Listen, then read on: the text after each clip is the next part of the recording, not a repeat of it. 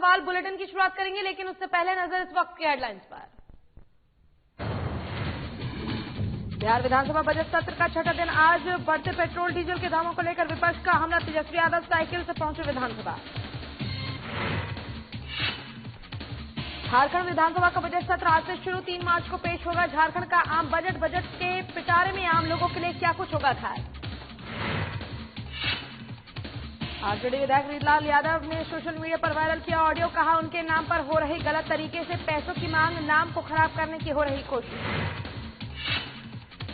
और गुमला में 15वें रोहतास किला महोत्सव के लिए आदिवासी समाज के लोग हुए रवाना। समाज को विकसित करने को लेकर हुआ आयोजन। आदिवासी समाज की परंपरा के विशेष में दी जाती है जानकारी।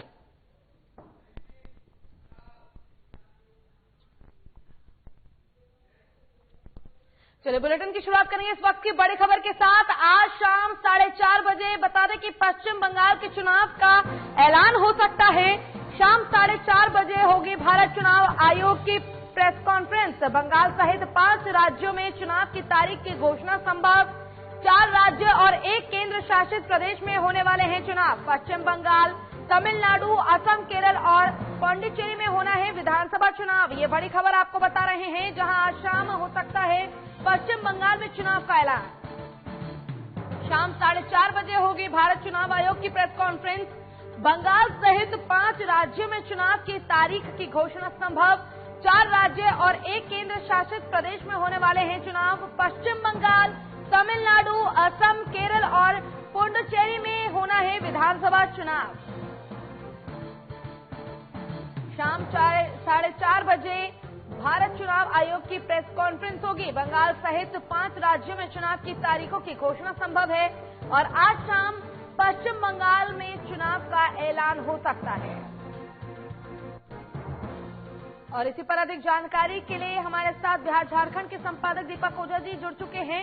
दीपक जी, शाम 4:30 बजे भारत चुनाव आयोग की प्रेस कॉन्फ्रेंस होनी है और ऐसे में कयास लगाए जा रहे हैं कि पश्चिम बंगाल के चुनाव का ऐलान हो जाएगा। क्या कुछ जानकारी है पूरी इस पर? बिल्कुल पूजा, इलेक्शन कमिश्नर ने आज ट्वीट कर ये जानकारी दी है कि शाम 4:30 बजे दिल्ली के विज्ञान भवन में प्रेस कॉन्फ्रेंस का आयोजन किया जाएगा और कयास लगाए जा रहे हैं कि क्योंकि आगामी दिनों में 5 राज्यों में चुनाव है तो चुनाव की तिथियों की घोषणा हो सकती है।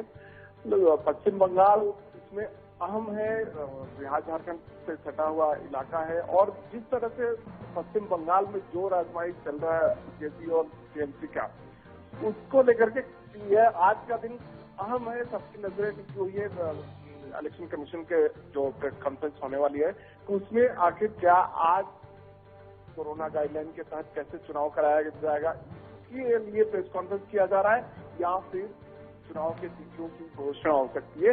तो सबकी नजरें टिकी हुई है। सभी पॉलिटिकल दल या राज्यवासी जो है 5 राज्य के लोग जो है उनका भी नजर टिका हुआ है।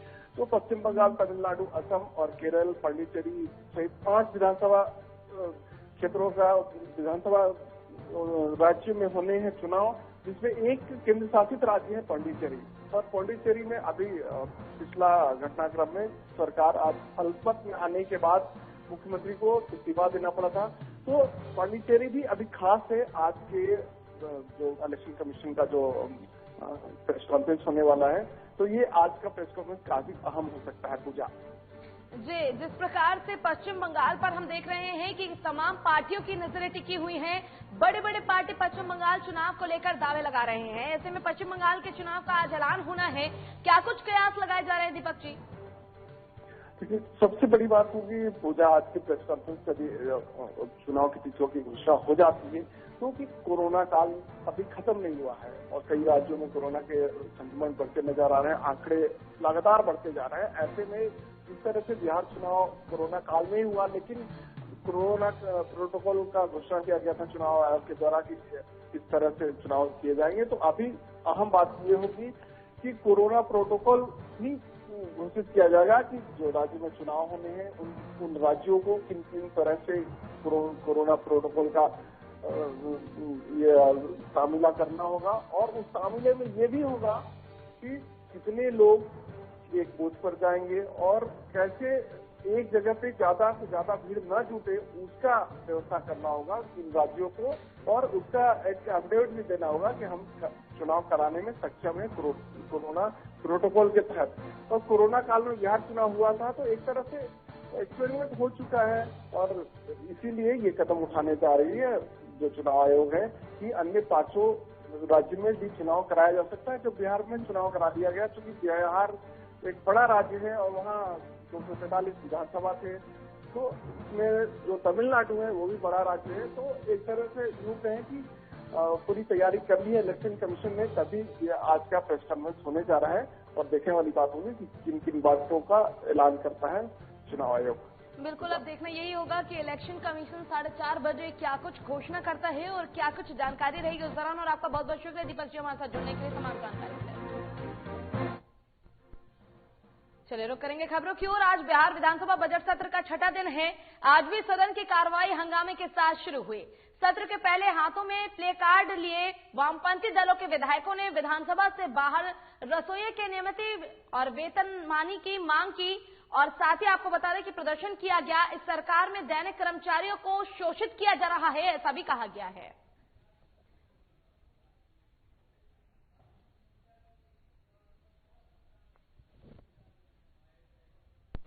रसोइया जो लंबे दिनों से स्कूलों में काम कर रही है, उसके न्यूनतम वेतनमान निर्धारित नहीं है, कोई नियोजन पत्र या नियुक्ति पत्र नहीं है, और सरकार उनका शोषण करिए बहुत कम मानदेय 1500 रुपया मंथली पर उनको काम कराया जा रहा है। इससे बड़ा सर्वनाश क्या होगा, जो सरकार बिहार में दलित और पिछड़े अति पिछड़े की दावा करती है, उसी पिछड़े और अति पिछड़े से बड़े पैमाने पर रसोइया काम करती है, लेकिन उनका मानदेय के सवाल पर यह सरकार मुकर जाती है। आज के इस दौर में 1500 रुपया पर काम करना, इससे बड़ा शर्मनाक क्या हो सकता है। हम आज आए हैं मांग करने के लिए कि उन रसोइयों को जो है 21,000 रुपया वेतनमान निर्धारित करे सरकार और उनको नियुक्ति पत्र दे। और कुछ दिन पहले ही किसानों के समर्थन में बिहार के नेता प्रतिपक्ष तेजस्वी यादव ट्रैक्टर चलाकर विधानसभा पहुंचे थे। अब जिस तरह से पेट्रोल डीजल की कीमतों में बढ़ोतरी हो रही है, उसके बाद तेजस्वी यादव अपनी गाड़ी छोड़कर साइकिल से विधानसभा के लिए रवाना हुए। इस दौरान उनके पीछे गाड़ियों का काफिला भी नजर आया, वहीं उनके साथ सिक्योरिटी गार्ड दौड़ते नजर आए। साइकिल से रवाना होने से पहले तेजस्वी यादव ने अपने आवास पर देश में लगातार पेट्रोल की कीमतों में हो रही बढ़ोतरी को लेकर अपनी नाराजगी जाहिर की है। उन्होंने कहा कि केंद्र सरकार तेल की कीमतों को नियंत्रित करने में नाकाम रही है, जिससे लोगों के सामने परेशानी खड़ी हो गई है।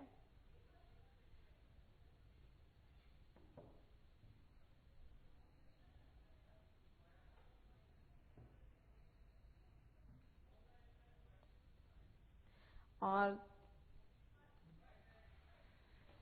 गैस का दाम जिस तरह से बढ़ा है, जिस प्रकार से महंगाई की मार जनता झेल रही है, आप लोग जानते हैं यही बीजेपी के लोग जो है पहले गाना गाया करते थे कि महंगाई डाइन खाई जाती है। आज महंगाई जो है भौजाई लगी हुई है, इसलिए हम सब लोग जो है जिस प्रकार से कमर तोड़ महंगाई, आज आम जनता का जो है कमर तोड़ दिया गया है। और ये साफ तौर पर यही पेट्रोल डीजल की कीमतों को बढ़ाने का मेन मकसद ये भी था कि किसानों पर किसी न किसी प्रकार से तंग किया जाए, उन पर हमला किया जाए। और ये आम आदमी से लेकर के देश ऐसे ही जो है बेरोजगारी का केंद्र होता जा रहा है, और ऊपर से जिस प्रकार से महंगाई चरमसीमा पर है, इसमें आम लोगों का जीना जो है या घर चलाना जो है वो बड़ा मुश्किल हो गया है। और झारखंड मंत्रालय में आयोजित मंत्रिपरिषद की बैठक में कई महत्वपूर्ण निर्णय लिए गए। यहां सीएम हेमंत सोरेन ने जनहित में एक से बढ़कर एक ताबड़तोड़ फैसले लेकर सबको चौंका दिया। वहीं मुख्यमंत्री हेमंत सोरेन ने प्रोजेक्ट भवन परिसर में मीडिया को संबोधित करते हुए कहा कि मनरेगा की न्यूनतम मजदूरी को बढ़ाकर 225 रुपए कर दिया गया है। झारखंड आंदोलनकारियों को सरकारी नौकरी में सीधी भर्ती का बड़ा तोहफा भी मिला है और इनके आश्रितों को 7,000 रुपए की मासिक पेंशन भी दी जाएगी। आंदोलनकारियों की बदौलत झारखंड अलग राज्य बना है। उन्हें और उनके परिजनों को सम्मान देना गौरव की बात है। राज्य सरकार ने उनके पेंशन और आश्रितों को नौकरियों में हिस्सेदारी दी है। वहीं राज्य सरकार ने मनरेगा मजदूरी की दर भी बढ़ा दी है। आपको बता दें कि अल्पसंख्यक विद्यालय के वेतनमान और नियुक्ति के मसले का भी निदान निकाला गया है। राज्य को 20 सालों के मकड़ जाल से निकाला गया है और इस साल में जो स्थिति बनाई गई है, फिर से मजबूती के साथ तमाम समस्याओं के समाधान की दिशा में जल्द से जल्द कार्रवाई की जा रही है।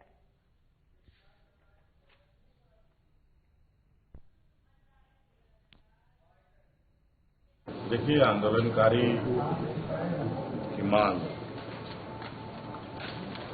को लेकर 20 सालों में जिस तरीके से आंदोलनकारी बेचारे भटकते रहे और उन्हीं के बदौलत ये राज्य हमें मिला है, आज उनको, उनके परिवार को सम्मान देना निश्चित रूप से इस सरकार के लिए गौरव की बात है। और आज इसी के तहत हमने ये निर्णय लिया है, उनको पेंशन को लेकर, उनके आश्रितों को सरकारी नौकरियों में हिस्सेदारी सुनिश्चित कराने को लेकर ये निर्णय हमने लिया है। तो कई ऐसी चीजें हैं जिसको लेकर इस तरीके की, आपने देखा आज मनरेगा का भी हम लोगों ने जो वेजेज हैं उसे बढ़ाया। वर्षों से यहाँ लंबित अल्पसंख्यक विद्यालय 8-10 सालों से जो उनका वेतनमान और नियुक्ति को लेकर अटकलें में वो झूले हुए थे, अंतोगत उसका भी निदान हम लोगों ने कर दिया। तो इस तरीके से चूंकि 10 साल, 8 साल, 15 साल, 20 साल की जो मकड़ जाल है, अब जिस तरीके से राज्य को इन लोगों ने 20 सालों में स्थिति बनाई थी हमारे विपक्ष के सहयोगियों ने, आज उसको पुनः अपने जीवन करने का हम लोगों ने निर्णय लिया है। उसको हम लोग मजबूती के साथ आने वाला समय में हर समस्या का समाधान ये सब चाहते हैं। सर कल से बजट सेशन आ रहा है और 3 तारीख को जो बजट है, क्योंकि कोविड के बाद का इस बजट ये जो आने वाला है, इस पर काफी नजरें हैं राज्य के लोगों की। माइक थोड़ा नीचे कीजिएगा सब लोग। बिल्कुल होना चाहिए, आप लोग भी इसके गवाह बनेंगे।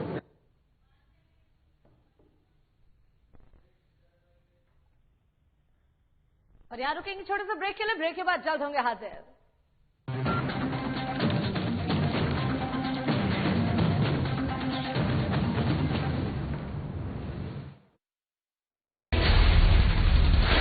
बिहार झारखंड के साथ देश दुनिया की हर बड़ी खबर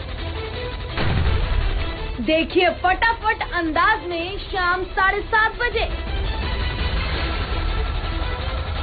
खबरें सुपरफास्ट सिर्फ साधना प्लस पर।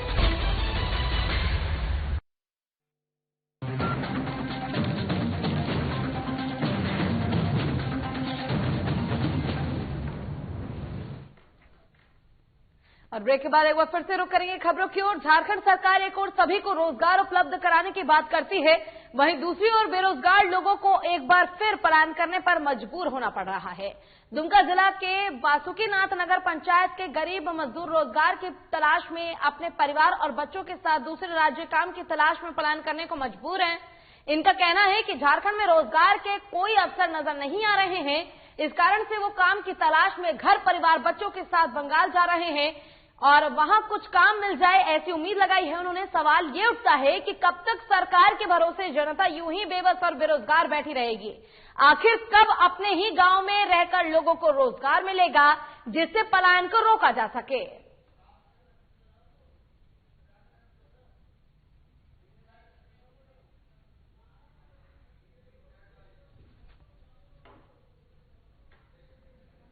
और मोतिहारी के नगर भवन में जेडीयू के नवनियुक्त बिहार प्रदेश अध्यक्ष के आने पर उनका कार्यकर्ताओं ने भव्य अभिनंदन समारोह का स्वागत किया। बताते चले कि जेडीयू के प्रदेश अध्यक्ष उमेश सिंह कुशवाहा पहली बार मोतिहारी पहुंचे हैं, जहां अभिनंदन समारोह कार्यक्रम के दौरान कार्यकर्ताओं को संबोधित करते हुए उन्होंने सरकार की तरफ से चलाए गए अलग अलग जन कल्याणकारी योजनाओं के बारे में बताया। साथ ही विपक्षियों पर भी जमकर निशाना साधा है।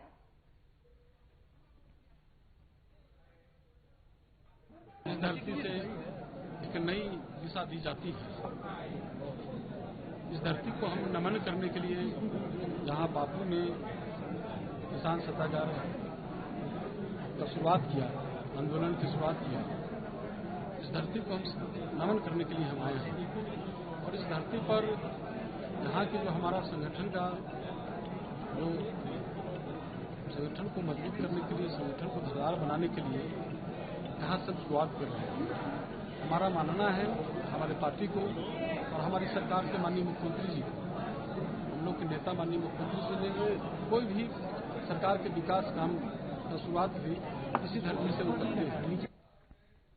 और सोशल मीडिया पर फर्जी आईडी बनाकर लोगों से पैसे हड़पने के कई मामले सामने आ चुके हैं। ताजा मामला आरजेडी के दानापुर विधायक रीतलाल यादव से जुड़ा हुआ है। उन्होंने बताया कि लोग उनके नाम पर सोशल मीडिया पर पैसों की मांग कर रहे हैं, जिससे उनकी छवि खराब हो रही है। वहीं विधायक ने इसकी शिकायत मुख्यमंत्री नीतीश कुमार से करने की बात कही है।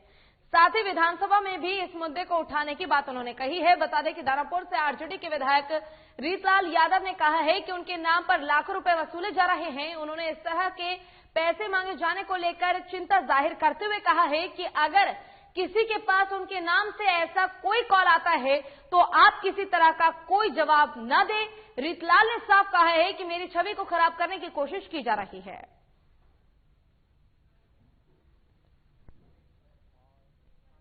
सच्चाई है। हमने आप लोगों को ऑडियो भी और प्रिंट मीडिया का जो पेपर में छपा था वो भी, और जिस थाना के द्वारा प्रियांशु सिंह को पकड़ा गया है और लोगों को पकड़ने की कार्रवाई चल रही है, सारे आप लोगों को हम उपलब्ध करा दिए हैं। और मेरी यही जनता से आग्रह है कि मेरे नाम पर कोई डरे नहीं, चाहे जमीन हो या जायदाद हो या पैसे की मांग हो या किसी को अनगल डराने की बात होती है, उन सारी बातों पर ध्यान न दे। आवश्यकता अगर से होती है तो चुपचाप से आकर घर में मिल ले। कौन लोग हैं इस तरह का? तो सब जो भर के सामने आ गए, एक लड़का पकड़ा है प्रियांशु सिंह भी। हेलो, हाँ बोले, फोन कर रहा, फोन कर रिसीव कर। हाँ बोलिए। तो वही बोले 5 बजे का टाइम दिए है ना। अच्छा, तो क्या सोचे हैं? क्या सोचेंगे? आप बोल रहे हैं कौन, ये बताइए। हम रीतलाल यादव का बोल। क्या रीतलाल? रीतलाल यादव। अच्छा, हमको तो लगता है कि उनका ये ऐसा रीतलाल यादव जी का ऐसा तो नहीं होना चाहिए। हमारे ख्याल से उनका ये स्तर नहीं है। लेकिन रीतलाल यादव के बारे में नहीं जानते हैं ना? हाँ, खूब जानते हैं उनके विषय में। लीजिए, हम वहाँ तक पहुँच जाएंगे उन्हीं के पास। आइए ना, एक काम कीजिए। हेलो, हाँ 2 बजे हाँ, मुख्यमंत्री मार्ग रोड नंबर 6 आइए। अच्छा, वही वो है कहाँ के? दानापुर से विधायक है। हाँ, घर उनका कहाँ है? घर है खगौल। अच्छा, खगौल उनका घर है? हाँ। अच्छा, खगौल में पड़ता है एक गांव, उसका गांव का नाम है पिंडा। पिंडा। अच्छा, तो अच्छा, और अगल बगल आप बताइए कोई दूसरे का मोहल्ला का नाम बताइए। क्या काम है? मोहल्ला का नाम से खगौल है। अच्छा, कोई भी रीतलाल जी का नाम बोल के बोल सकता है ना? रीतलाल का नाम बोल के बोलेगा? हाँ, नहीं होता है कि उनका नाम कहते, हम तो जानना चाहेंगे ना। बिल्कुल। उसका किसी का पटना में औकात है रीतलाल यादव का नाम बोल के कोई रंगदारी मांगने का? वही चीज तो हम कह रहे हैं। हाँ, यही चीज तो हमको लगा कि उनका तो ये अच्छी नहीं है, सवाल ही नहीं हमको लगता है। क्योंकि हम लोग जिस स्तर के हैं उसमें हम लोग को तो कुछ लगता ही नहीं है कि हम लोग उस लायक हैं। इसलिए तो हमको लग रहा है कि उनका स्तर ही नहीं होगा हमारे ख्याल से। हम जानते हैं उनको भी व्यक्तिगत रूप से, क्योंकि हम लोग भी वोट उन्हीं को देते हैं। ऐसा हूँ हम लोग खूब अच्छा तरह जानते हैं, इसलिए हमको लग रहा है। इस पर हम इतना बोल रहे हैं, नहीं तो बोलने का सवाल ही नहीं था। देखिए, बोलने का सवाल इसलिए नहीं है। देखिए, बोल रहे हैं ना आप तो। हाँ, क्योंकि अभी इलेक्शन हुआ है, ये पार्टी फंड में पैसा तो इधर आप ही लोग चल लेंगे। हाँ, तो आप हमको देखिए ना, हमारा क्या हैसियत है, तब ना आपको लगेगा हाँ इस क्या है। अच्छा, ये बताइए, यहाँ पर जो आरपीएच मोड़ में जितना दुकान है, टोटल दुकान से 3-3 लाख 4-4 लाख जैसा दुकान था 3 लाख 4 लाख 2 लाख 5 लाख सब दुकान से ले, क्योंकि पार्टी फंड में सब जितना भी बाहुबली विधायक है, चाहे वो आनंद सिंह हो, प्रभुनाथ सिंह हो, ठीक है, चाहे जो हो, चाहे रिपुलाल यादव हो, चाहे मुकेश पांडे हो, कोई हो, जितना भी है, तो सबसे जितना भी है, क्योंकि पार्टी फंड में पैसा देना ही है। 10 फरवरी लास्ट डेट है, सबको पैसा इधर उधर से जुगाड़ करके देना है। वो भी अब है क्या जो हमको क्या है, यही तो हम जानना चाह रहे हैं। हमको एक चीज तो आप बता दीजिए कम से कम कि हम हैं क्या, हमको क्या है। अजी बताइए, आप बोलते हैं आपको क्या, तो बताइए। रोड छाप को तो फोन करके नहीं कोई रंगदारी मांगेगा। ये तो हम कह रहे थे, हम कुछ है ही नहीं। हम अपने आप को जो बता रहे हैं 101% अगर नहीं हो तब इसमें बोलिए। चलिए रुक करेंगे खबरों की ओर। जामताड़ा जिले के नारायणपुर प्रखंड सभा कक्ष में जिले के अपर समाहर्ता सुरेंद्र कुमार ने नारायणपुर अंचल के पारंपरिक राजस्व ग्राम प्रधानों के साथ एक आवश्यक बैठक की। बैठक में सीओ केदारनाथ सिंह और बीडीओ महेश्वरी प्रसाद यादव सहित कई अंचल के कई राजस्व ग्राम प्रधान मौजूद रहे। बैठक में अपर महासरता सुरेंद्र प्रसाद ने कहा कि जिले में कोविड-19 से बचाव के लिए वैक्सीन दी जा रही है, जिसमें फ्रंटलाइन वर्कर्स को सर्वप्रथम वैक्सीन देने पर काम हो रहा है, क्योंकि ग्राम प्रधान प्रतिदिन अपने कार्य में कई लोगों से मिलते जुलते हैं, इसलिए उन्हें भी फ्रंटलाइन वर्कर के रूप में निर्धारित किया गया है और कोविड-19 का वैक्सीन देने का निर्णय लिया गया है और जेल भर के सभी फ्रंटलाइन वर्कर्स का 100% कोविड-19 से वैक्सीनेशन हो, इसके लेकर जिला प्रशासन सजग है। हमने वीडियो और सीओ के साथ ये बैठक कोविड वैक्सीनेशन से संबंधित है। हमारे जो FLW है फ्रंट लाइन वर्कर जो है उसमें ग्राम प्रधानों को मौका दिया गया है कि ये कोविड वैक्सीन पहले दें। हमारे उपायुक्त महोदय चाह रहे हैं कि मैक्सिमम लोगों को कोविड का वैक्सीनेशन हो, परंतु अपेक्षित परिणाम प्राप्त नहीं हो रहे। अपेक्षित परिणाम प्राप्त करने के लिए हम बैठक किए हैं और इन लोगों को निर्देश दिए हैं। और गुमला जिले के घाघरा के अलग अलग जिलों में आदिवासी समाज के लोग 15वीं रोहतास किला महोत्सव के लिए रवाना हुए। इस महोत्सव का आयोजन आदिवासी समाज के लोगों के लिए किया जाता है, जिसका लक्ष्य समाज को विकसित करना, साक्षर बनाना और समाज को आगे बढ़ाना है, जिसमें हर एक जिले और प्रखंड के लोग मिलजुल कर रोहतासगढ़ जाते हैं और इस महोत्सव में हिस्सा लेते हैं। साथ ही इस आयोजन में आदिवासी समाज की परंपराओं के विषय में जानकारी दी जाती है। वहीं मौके पर घाघरा पंचायत के पूर्व मुखिया योगेंद्र भगत ने आदिवासी समाज के झंडे दिखाकर बधाई देते हुए रोहतासगढ़ के लिए रवाना किया। घाघरा, गुमला, सिमडेगा, लोहरदगा से आदिवासी समाज के सैकड़ों लोग जो उरांव जनजाति के उद्गम स्थल रोहतासगढ़ 15वीं महोत्सव में भाग लेने के लिए यहां से रवाना हुए।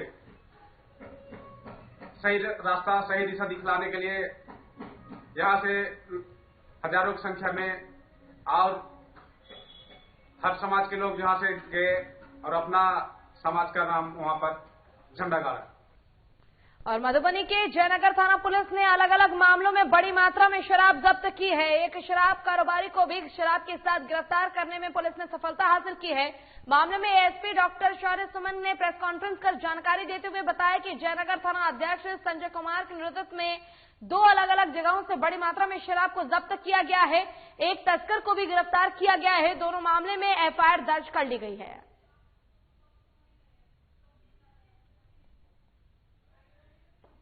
आपने देखा होगा कि शराब का धंधा जो बॉर्डर है वहाँ से काफ़ी पोरस बॉर्डर है, वहाँ से आना जाना लगा रहता है। तो कई बार हमने भी कोशिश की कि शराब के ऊपर रोकथाम के विरुद्ध कोई कार्रवाई करें, तो रात में भी कार्रवाई करने की कोशिश की। इसी में हमने जो SHO हैं जयनगर के संजय कुमार, इनके साथ मिलकर बैठक की और बाकी थानादारों के साथ भी बैठक की कि इनके विरुद्ध कोई ठोस कदम उठाया जाए। तो इसी का फलस्वरूप है कि इन्होंने लगातार मेहनत करते हुए तकरीबन जो ये 1800 लीटर नेपाली शराब को इन्होंने एक पिकअप वैन में पकड़ा है। और लातेहार जिले के महुआडार डीएसपी रतिभान सिंह और थाना प्रभारी असीम राजक की देखरेख में महुआडार थाना पुलिस की बड़ी सफलता मिली है। आपको बता दें कि प्रखंड के अंबाटोली के चिरचिट्टी तांड से पुलिस ने भारी मात्रा में पशुधन पकड़ा है। मौके पर प्रतिबंधन गौ मांस भी पुलिस ने बरामद किया है। वहीं इस संबंध में थाना प्रभारी असीम रजक ने बताया कि गुप्त सूचना के आधार पर छापेमारी अभियान चलाया गया, जिसमें 35 गोवंश पशुधन और 25 किलो प्रतिबंध गौमांस भी मौके से बरामद हुआ है।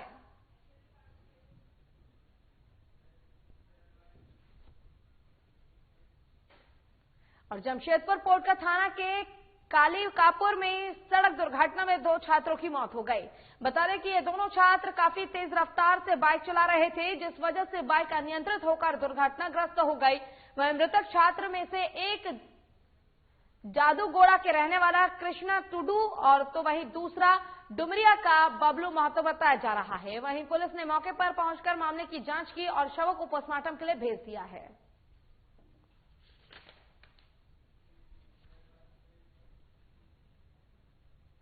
और गुमला सीआरपीएफ के 158 बटालियन के जवान सोमपाल सिंह नगर में गोली मारकर खुदकुशी कर ली और वो उत्तर प्रदेश के मेरठ जिला के रहने वाले थे।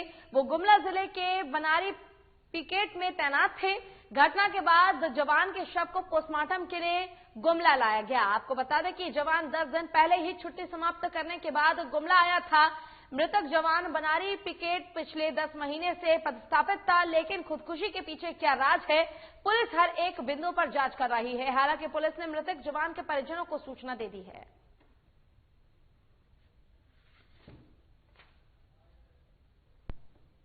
ये तो जांच के बाद पता चलेगा कि क्यों आत्महत्या किया। बीते रात बनारी पिकेट में सीआरपीएफ का जवान जो है ना, एक 47 से 3 गोली चला और ब्रेस्ट फायर में था।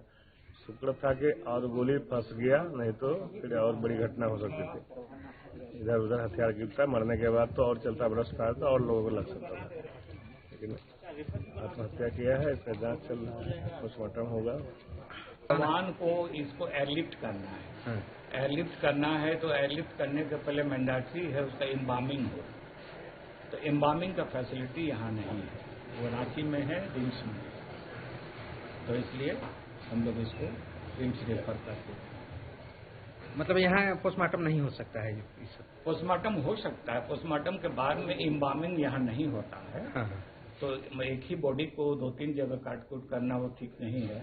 वैसा जगह में कराना है जहाँ पर पोस्टमार्टम प्लस एम्बामिंग दोनों साथ में, इसलिए इसको रिम्स रेफर कर दें। और इसी के साथ फिलहाल के लिए इस बुलेटिन में बस इतना ही। खबरों का सिलसिला लगातार आगे भी जारी है, आप देखते रहिए साधना प्लस। नमस्कार।